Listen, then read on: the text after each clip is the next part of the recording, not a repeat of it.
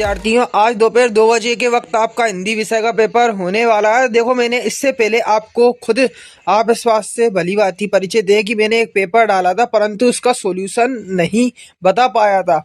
परंतु यहाँ पर जो आप यह पेपर देख रहे हैं, जो कि टेलीग्राम ग्रुप समस्त ऑनलाइन प्लेटफॉर्म पर काफी वायरल हो रहा है, तो आज का इस वीडियो के माध्यम से अपन इस पेपर का संपूर्ण सॉल्यूशन देखने वाले हैं। तो देखो, पेपर के साथ बने रहिए, वीडियो को आखिर तक देखते रहिए, क्योंकि यदि आप वीडियो को छोड़ देंगे बीच से ही तो पूरा तरह से पेपर ना लगाने की वजह से यहाँ पर आपको बाद में पछताना पड़ सकता है। तो देखो, पेपर का पेज कुछ ऐसा रहने वाला है, पूरा आप देख लें। तो देखो, पेपर में स्टार्टिंग में मैं आपको बताया था, देखो सेट सी रहने वाला है ये आपका। अब देखो, यहाँ पर पहला प्रश्न है जो कि मैंने आपको बता दिया था, पर इसके आंसर नहीं बता पाया। देखो, पूरे आंसर देखने वाले हैं तो वीडियो को बिना स्किप करे लास्ट तक देखते रहें। राम भक्ति शाखा के प्रमुख कवि हैं, ठीक है। पीडीएफ फाइल भी डाउनलोड करना बताऊंगा, तो वीडियो को बिल्कुल भी स्किप ना करें। राम भक्ति शाखा के देखो कवि कौन माने जाते हैं, मैं आपको बताऊंगा। ऑप्शन है मलिक मोहम्मद जायसी, भारतेंदु, तुलसीदास या कबीरदास। तो देखो, राम भक्ति शाखा के जो कवि हैं वह तुलसीदास माने जाते हैं, ठीक है। राम भक्त थे। अब देखो, करुण रस का स्थायी भाव है, तो करुण रस का स्थायी भाव क्या है? शोक है, ठीक है। अब नमक की गाड़ियां जा रही थी, वो नमक की गाड़ियां कहाँ पे जा रही थी? कानपुर जा रही थी। कहाँ पे? कानपुर जा रही थी। तो जैसे देखा जाए तो लता के स्वरों में से पहले अगर आप देखें तो फूला ना समाना मुहारे का अर्थ होता है तो भूल जाना, अत्यंत खुश होना, अत्यंत प्रेम करना, अत्यंत दुखी होना। देखो, अत्यंत खुश होना इसका मतलब होता है। लता के स्वरों में है तो निर्मलता, पवित्रता, मीठापन या गानपन। तो देखो, वैसे तो सभी ऑप्शन इसके बिल्कुल सही सटीक बैठ रहे हैं, पर इसमें निर्मलता आप लगा लेना, मतलब कोमलता, ठीक है। अब सर्कुलर को हिंदी में क्या कहते हैं? देखो, सर्कुलर को हिंदी में क्या कहते हैं? देखो, इसका आंसर यहाँ पे मैंने अभी गूगल पे सर्च करा। सर्कुलर को हिंदी में परिपत्र कहते हैं। क्या कहते हैं? परिपत्र। तो क्या आप सेकंड नंबर के ऑप्शन पर यहाँ पर देख सकते हैं। अब देखो, आगे बढ़ चलते हैं। देखो, यहाँ पर आपको रिक्त स्थान देखने को मिलेंगे। तो वाणी का डिटेक्टर किसे कहा जाता है? तो कबीरदास जी को कहा जाता है। हिंदी का पहला साप्ताहिक पत्र तो उदंत मार्तंड। संगीत के क्षेत्र में लय का प्रकार होता है। देख सकते हो, यहाँ पे मैंने गूगल पे अभी सर्च करा है। संगीत में लय 3 प्रकार की होती है। 3 इसका आंसर होगा। कितने प्रकार की होती है? 3 प्रकार की होती है, ठीक है। छंद में अल्प विराम को क्या कहते हैं? यति या गति? तो आंसर यहाँ पे लिखा हुआ है, छंद को पढ़ते समय आने वाले विराम को यति कहते हैं। क्या कहते हैं? यति कहते हैं। देखो, आगे देखो, अगला प्रश्न है, छायावाद के प्रमुख स्तंभ हैं। तो छायावाद के कितने प्रमुख स्तंभ है? 4 या 5? तो देखो, आप देख सकते हो छायावाद के कितने स्तंभ? 4 स्तंभ है, ठीक है। जयशंकर प्रसाद, सूर्यकांत त्रिपाठी नाथ, सुमित्रा नंदन पंत और महादेवी वर्मा। अब देखो, अगला प्रश्न है आपका, रजनी के पति का नाम क्या था? तो देखो, रजनी के पति का नाम 2 ऑप्शन दिया, सूरज था या रवि था। तो देखो, यहाँ पर देखो विद्यार्थियों, इस पेपर की पीडीएफ फाइल अपने मोबाइल में डाउनलोड करना चाहते हो, देखो कुछ नहीं करना होगा, आपको गूगल पे सर्च करना होगा class 11th physics paper 2025 board वाले।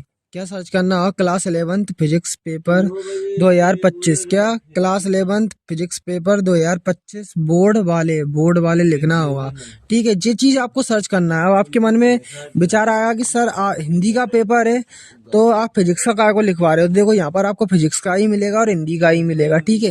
क्या सर्च करना है? क्लास 11 फिजिक्स पेपर 2025 बोर्ड वाले। यहाँ पे आपको हिंदी का ही मिलेगा और फिजिक्स का ही मिलेगा। देखो, कैसे क्या करना होगा, या सर्च करना होगा, ठीक है। अब सर्च करेंगे, नीचे आओगे, देखो आपको ब्लू कलर का लोगो दिखेगा, इसके जस्ट नीचे लिखा मिलेगा class 11 physics paper 2025 MP board. सीधा इसी पर क्लिक करना है। अब देखो, क्लिक करोगे तो देखो वेबसाइट ओपन हो जाएगी। अब आपको यहाँ पे फॉलो कर लेना है और नीचे आना है, पढ़ना है जानकारी को, ठीक है। पूरा जानकारी को पढ़ने के बाद पूरा बिल्कुल ध्यानपूर्वक पढ़ना है। बताई गई जानकारी है, उसको पढ़ना है बिल्कुल ध्यानपूर्वक, बिल्कुल भी स्किप नहीं करना है। अब देखो, यहाँ पर आपको फर्स्ट लिंक मिलेगी और सेकंड लिंक मिलेगी डाउनलोड की। तो इन दोनों लिंकों के माध्यम से आप पीडीएफ फाइल डाउनलोड कर सकते हैं, ठीक है। और अगर हिंदी का डाउनलोड करना है, देखो यहाँ पे आपको हिंदी का ही मिल जाएगा, ठीक है। तो टेंशन नहीं लेना, हिंदी का ही मिलेगा, ठीक है। बस कैसे हिंदी का मिलेगा वो मैं आपको बताता हूँ। यहाँ पे आपको 3 बार दिखेंगे, ठीक है। 3 बार देखेंगे। यहाँ पर 3 बार पर क्लिक करोगे, यहाँ पे बोर्ड पेपर दिखेगा, इस पर क्लिक कर देना बोर्ड पेपर के ऊपर। बोर्ड पेपर पर जैसे ही क्लिक करोगे, देखो अब क्या करना है, नीचे आना है, नीचे आना है, नीचे आना है, यहाँ पे आपको बिल्कुल नीचे आ जाना है, ठीक है। और नीचे आने के बाद जहाँ पे दूसरा नंबर दिखेगा, देखो जहाँ पे दूसरा नंबर दिखेगा इधर क्लिक कर दो। अब देखो क्लिक करोगे तो जहाँ पे नीचे आना है, फिर नीचे आना, नीचे आना है, तो यहाँ पे देखो आपको दिखेगा क्या, देखो नीचे आओगे, यहाँ पे आपको दिखेगा class 11 Hindi paper 2025 MP board, इधर ही क्लिक करना है। अब देखो इधर क्लिक करोगे तो यहाँ पे हिंदी का पेपर आपका खुल जाएगा, ठीक है पूरा। तो इसको बिल्कुल ध्यानपूर्वक पढ़ लेना, पूरा तैयार कर लेना जो बताया गया है इसमें, देखो पूरा ये देख लेना बिल्कुल ध्यानपूर्वक, इससे बाहर नहीं आएगा, इसको तैयार कर लेना, ठीक है। और जो वीडियो में दिखा रहा है पेपर को उसको लगा लो। पति का नाम था वह क्या था, मैं आपको बता दूं, रजनी के जो पति का नाम था वह था रवि, है ना, रवि था। रजनी के पति का नाम रवि था। देखो मैंने अभी एक चेक करा है, मैं आपको दिखाता हूँ। देखो यह बात रजनी के पति रवि के पेरेंट्स की मीटिंग के दौरान कही। अभी मैंने गूगल पे ही देखा है। देखो रजनी के पति का नाम क्या था, रवि। अब मासिक वेतन को क्या कहा जाता है, तो देखो किसका चांद कहते हैं, पूर्णिमा का या अमावस्या का। तो मासिक वेतन को देखो कहते हैं पूर्णिमा का या अमावस्या का। तो मासिक वेतन को पूर्ण, है ना, काय का चांद कहते हैं, पूर्णिमा का चांद कहा जाता है। किसका कहते हैं, मासिक वेतन को पूर्णिमा का चांद कहा जाता है। देखो अब विद्यार्थियों अपन मैचिंग हुए क्रम को देख लेते हैं। करमवीर की देखो मैचिंग किससे मिलेगी, तो देखो करमवीर की मैचिंग अभी अपन रोक देते हैं। राजस्थान की रजत बूंदे, तो इसकी मैचिंग देखो किससे मिलेगी, अनुपम मिश्र से, ठीक है, अनुपम मिश्र से, ठीक है। और रोला की मैचिंग देखो, रोला की मैचिंग मिलेगी 11-13 के विराम, ठीक है। और ध्वनियों के समूह को कहते हैं तो भाषा कहते हैं, ठीक है। अब आपकी बची है 3 और मैचिंग। तो देखो यहाँ पे अपन और तीनों को मैच करेंगे।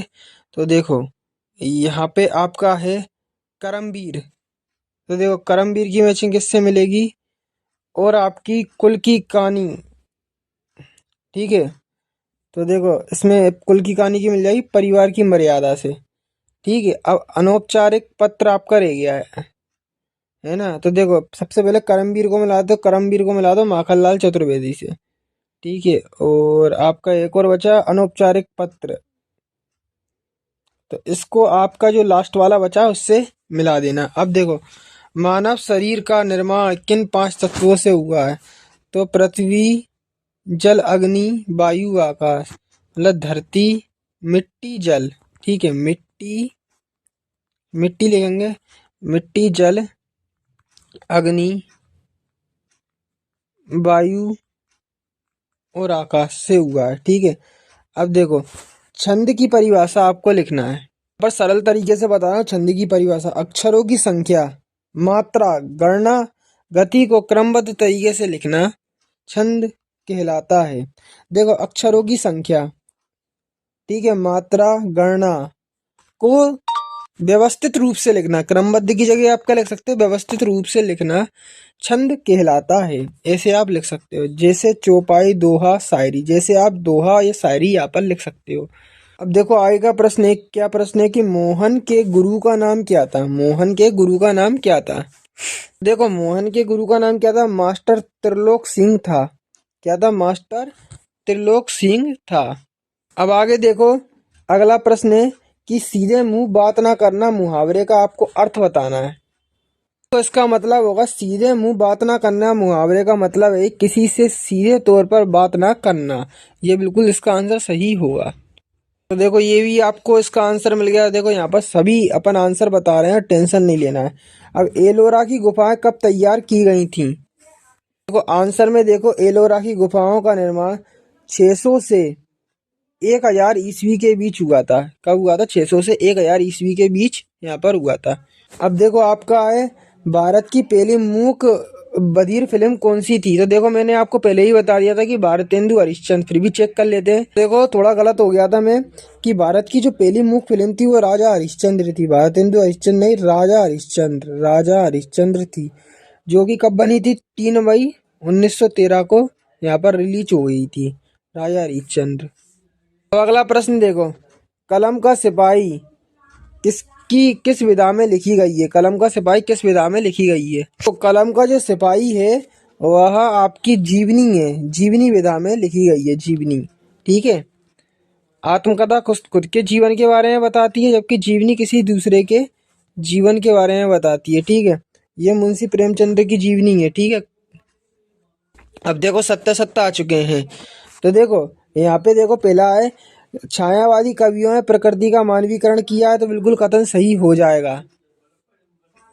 यहाँ पे अपन से दूसरा क्वेश्चन पूछा है कि दोहा को उलटने पर सोलह छंद बनता है।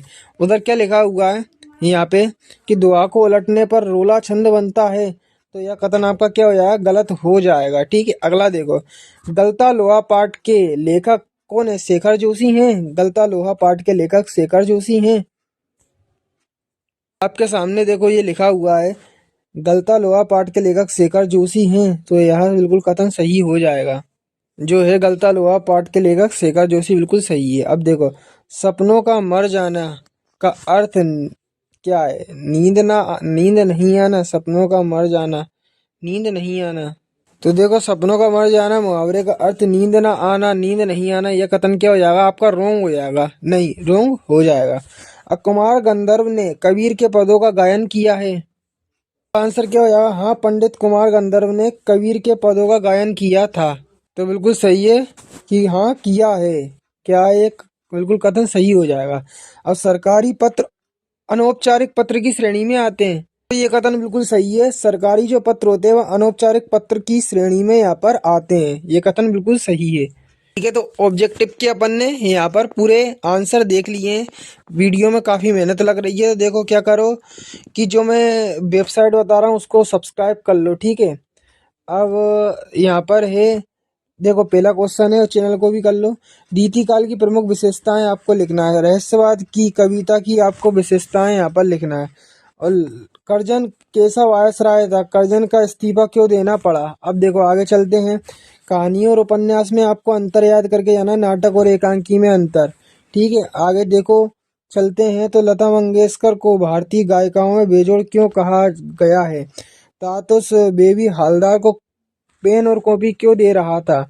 डायरी लेखन की दो महत्वपूर्ण विशेषताएं आपको लिखना है, फ्लैशबैक तकनीक के दो बिंदु आपको लिखना है, कबीर ने अपने को दीवाना क्यों कहा है, ठीक है। और अपना घर से तात्पर्य क्या है, इसमें भूलने की बात क्यों कही है। देखो देखो ये वाले क्वेश्चन तो बात अलग है, देखो एक और याद करना आप, कौन सा, निपात शब्द, निपात शब्द बहुत इंपॉर्टेंट माने जाते हैं, ठीक है, 11th क्लास में। और देखो अव्यवस्था वाला एक एप्लीकेशन जरूर आती है, कौन सी, जल व्यवस्था, जल की आपूर्ति, ठीक है, बिजली व्यवस्था, ठीक है, मतलब व्यवस्था जो भंग हो जाती है ना किसी की आपूर्ति वगैरह, वो क्वेश्चन जरूर आता है, तो वो आप जरूर याद करना, जल की आपूर्ति, बिजली व्यवस्था भंग हो जाना, कोई भी जो व्यवस्था है वो भंग हो जाना मोहल्ले की, उससे संबंधित 11th क्लास में पत्र या एप्लीकेशन जरूर आती है। अब देखो 12वें नंबर का प्रश्न है, प्रबंध का और मुक्तक काव्य में अंतर, स्थायी भाव और व्यभिचारी भाव में अंतर आपको लिखना है। अब देखो बिंब विधान योजना से क्या तात्पर्य, उदाहरण सहित आपको लिखना है। लक्षण शब्द शक्ति किसे कहते हैं, उदाहरण देकर समझाना है आपको। अब शब्द युग्म किसे कहते हैं या कितने प्रकार के होते हैं बताना है। अब क्रिया विशेषण किसे कहते हैं, एक उदाहरण देकर आपको लिखना है। अब आगे चलते हैं, तो देखो विद्यार्थियों आगे का प्रश्न है क्या है कि बंदूक एक उपयोगी शस्त्र है, तो इसका क्या होगा, बंदूक एक उपयोगी शस्त्र नहीं अस्त्र है, ठीक है, अस्त्र लिख देंगे इसमें, उपयोगी अस्त्र है। रामचरितमानस सबसे श्रेष्ठतम ग्रंथ है, तो रामचरितमानस श्रेष्ठतम, सबसे हटा देंगे इसमें, रामचरितमानस श्रेष्ठतम ग्रंथ है। हवा चल रही है, तो हवा बह रही है, ऐसा होता है इसमें, ठीक है। अब देखो ये आपको परिवर्तन करना है, ठीक है, इसमें से कोई दो। तो गणित प्रश्न पत्र बहुत कठिन है, तो बिना अर्थ बदले नकारात्मक बनाया, तो गणित का जो प्रश्न पत्र है बहुत सरल है, सरल लिख देंगे। ईमानदार व्यक्ति कभी झूठ नहीं बोलता, तो जो व्यक्ति क्या ईमानदार होता है वह कभी क्या झूठ नहीं बोलता। ढोलक की आवाज उसे उत्साहित करती है, तो देखो इसको प्रश्नवाचक बनाना है। तो देखो ढोलक की आवाज किसे उत्साहित करती है, और क्वेश्चन मार्क लगा देंगे, ऐसे बनाएंगे। अब देखो इनकी आपको रचना, भावपक्ष, कलापक्ष और साहित्य में स्थान बताना है, किसका, कबीरदास और मीरा का। तो देखो दो रचना, भावपक्ष, कलापक्ष, साहित्य में स्थान।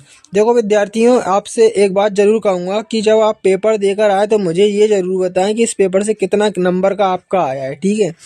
मन्नू भंडारी और शेखर जोशी का साहित्य परिचय निम्न बिंदुओं के आधार पर देना है। दो रचना, भाषा शैली, साहित्य में स्थान।